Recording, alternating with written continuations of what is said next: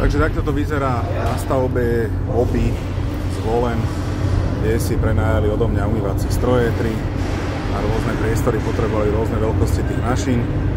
A v piatok som im to zaviezol, dnes je útorok, majú pomývanú podlahu, takže odvážam mašiny preč. V podstate takto fungujú tie upratovacie firmy, ktoré nemajú nejaký väčší sklad strojov a takisto vlastne celá tá logistika je na tej firme Techniservice, že my to dovezeme, odvezeme, dodáme im chémiu, kefy, pady, podľa toho všetko, čo potrebujú, vypustiť mašinu, naložiť do dodávky a odchádzam. No a takto štandardne volajú tie upratovacie firmy, keď majú väčšie zákazky, nejaké väčšinou postavebné upratovania a tak ďalej, tak si proste na pár dní tie stroje prenajmú a nemusia ich držať na sklade. Ja mám ten sklad s tými mašinami, mám ich celkom dosť. Samozrejme, oni si vždy povedia, čo chcú, aké majú priestory, koľko majú metrov štvorcových, podľa toho nadimenzujem, aby to dokázali proste 2-3 krát umyť po tej stavbe. Tak čau.